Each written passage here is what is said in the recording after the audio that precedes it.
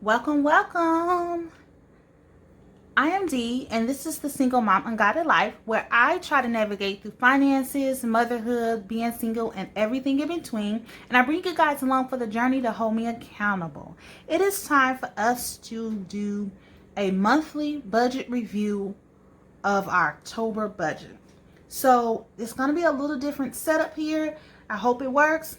If not, I'll tweak it. But we're all going to start with the monthly review sheet. And I'm going to use the budgeting sheets for reference. So you may not see them in frame as I'm talking about them, but they're there. As always, with my monthly budget review, I verify and make sure that all of the bills have been paid. So here's what I go by. So making sure that all the bills have been paid and they have a check in it. The next thing that I do is I write down my paychecks. So for the first paycheck, it was $16.53.22, and then it looks like I paid $49.83 as an extra debt payment. So we're going to go ahead and put that down there. Then for the second check, and I'll just flash it up here so you can see everything.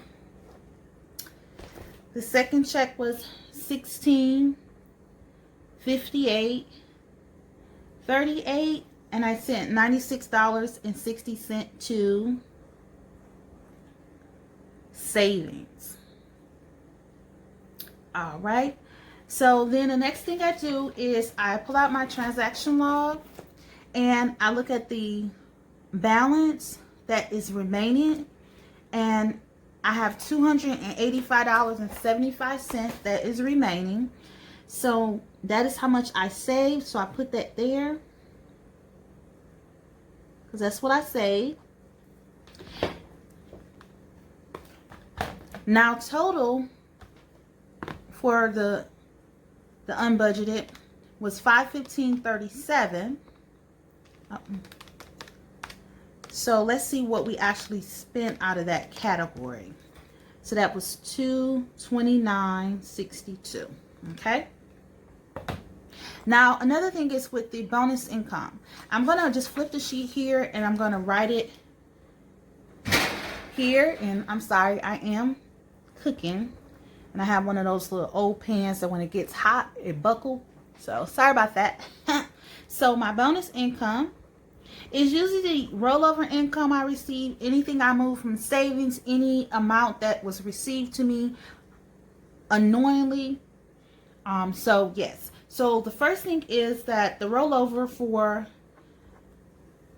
from September was $113.08.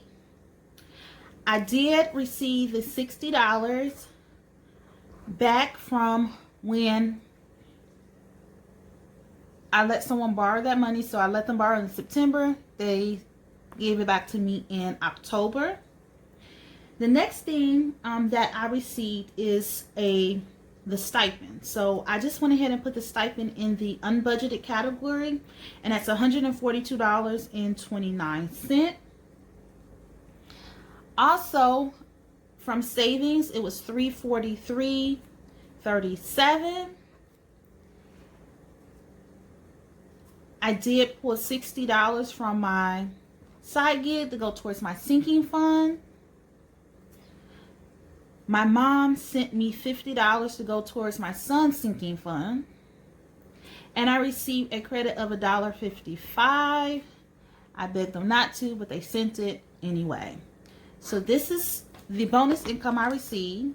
So I'm just going to go ahead and tally that to see exactly what I have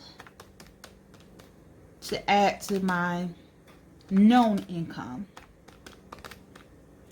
So that's $770.29.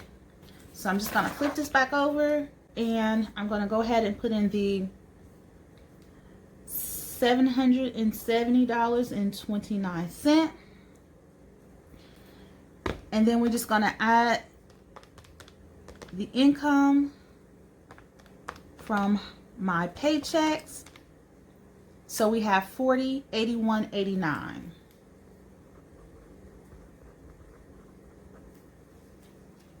All right, so now let's go ahead and talk about the expenses. For the fixed expenses, there were actually no changes to the fixed expenses, so I'm not even going to go through actually filling everything out. I'm just going to go ahead and draw that line there, just let you know everything was the same. And so for fixed expenses is $1,738.29.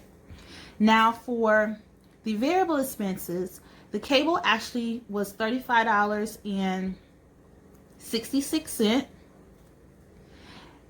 And because I forgot to budget the credit card in the beginning of the month, I did have to pay it for the month of October. So I went ahead and I included that. So that was the additional, okay? So what I decided to do is, so we started off with $761.59. I'm just going to minus the $40 that I had actually budgeted for the cable because that wasn't the amount. I'm going to add the correct amount of $35.66, and I'm going to add the $28. So that's $785.25, and I'm just going to draw a line through everything else that was actually correct. Okay? So then let's go over here to our envelope system. So, okay, so for the envelope system here, the following we have remaining is $2.27 in fund money, $1.12 in groceries, $5.12 in household, $15.60 in personal. So that leaves $24.11 remaining. Okay. So I already tallied up what the amounts that I actually spent for the month, so that can eliminate me doing a whole bunch of typing. So let's go ahead. So for fund money, it was $47.73. For gifts, it was $0 because I didn't budget anything. For grocery, it was $388. Excuse me, $338. And I don't like the way that looks. So just a second. All right, so that is $338.88. Okay. And that didn't look any better. Okay. I don't know. Okay, we're going to give it a go again. $338.88. All right. For the household, it was $76.43. For personal, I spent $144.40. And for restaurants, I spent $30. So what I actually spent in the envelope system, and that's just taking the actual amounts that and adding them together, was $637.44. All right, so to check this, I always take what I budget minus what I actually spent. Oh, I know, let me tell you. So I need to actually add the $1.55 here, because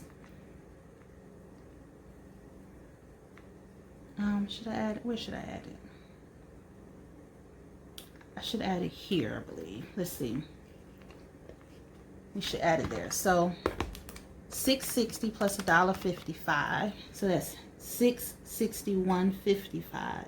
And I have to just add that $1.55. Like I said, that I got that refund that I didn't want, but they refused to take it.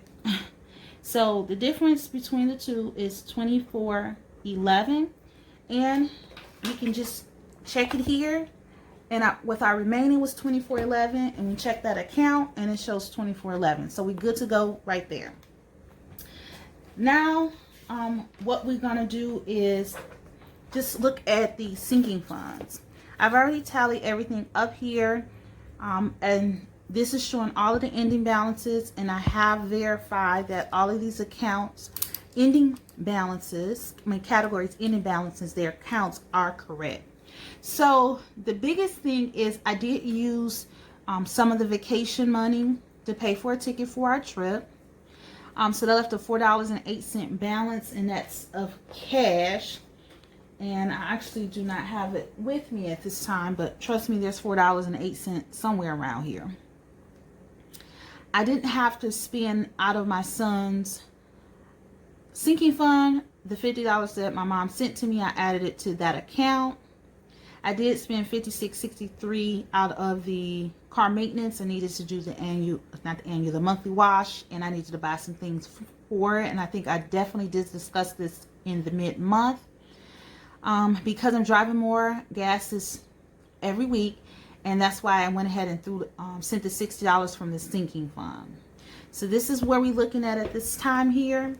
We're just going to move on here, and we're just going to discuss about what we saved and what we spent. Now for gas, what we actually saved was $120. That was the $60 for the budgeted amount, and $60 that was sent from the sinking fund. Have I spent out of this category? Yes. So I always just put a check to let myself know that, okay, you have to make sure that you're reconciling this account before you move on to the next month. Now for car maintenance. I saved $50 for car maintenance, and I have spent out of that category, so it's still the same thing. For Papa, I didn't budget anything, but my mom sent that $50, so that goes there. And I have not spent out of that account, so that's an X.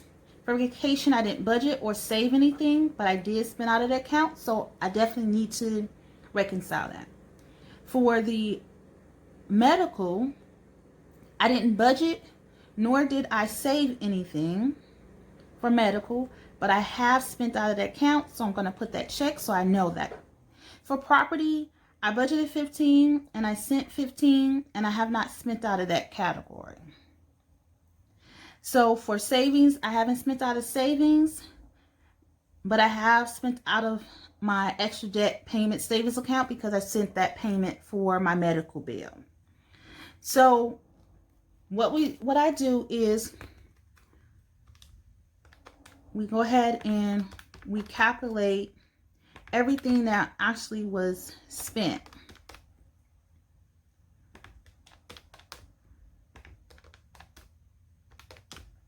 So that is $611.05.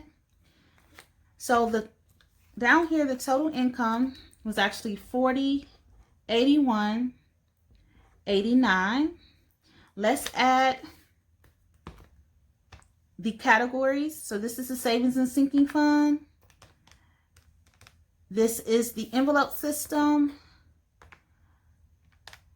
This is the variable expenses, and this is the fixed expenses. So $3,772.03 was the total expenses.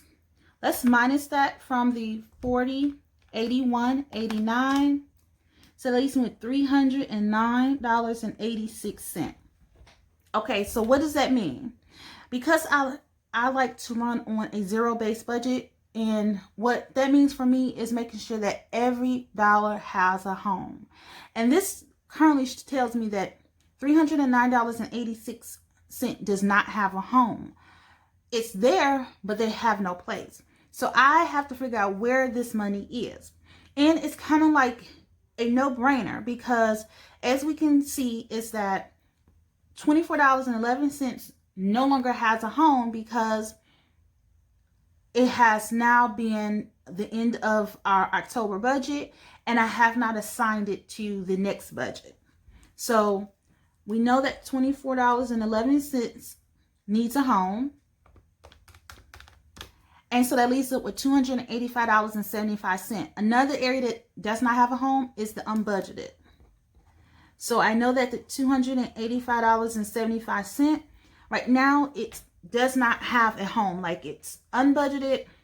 It does, the purpose that is served for October has not been assigned to November. So I know these are the numbers that I will be moving forward to November. And this is how I do my monthly budget review each month. Okay, guys, so this is my October monthly budget review. And I wanted to bring your attention to a couple things. One is that my goals for the month of October was to save at least $50. Two, $50 for my unbudgeted, and two, send $275 to my debt. Now, saving the $50, I need to come up with a better way to actually assign that, because lumping it all together was causing me to actually not keep track of it. So what I'm doing now is actually working towards a goal versus then just saying $50. Additionally, with my debt, I only sent $49.83 from my known income. The side gig income, I did send an additional amount there. So I did meet this goal of my extra debt payment. It just wasn't from out of my budget. So going forward, you also will see that I will be using my side gig more so for debt, just to eliminate me not being able to reflect that information in my reviews of my budget, of the money that I receive from my employer. I did not meet the goal of my savings. Now, just to let you know, when I do this calculations for my savings, debt, and my buffer, it's just an estimate. This is based on a bare minimum income, and things can change when I receive my check. Therefore, my goal is always to send something.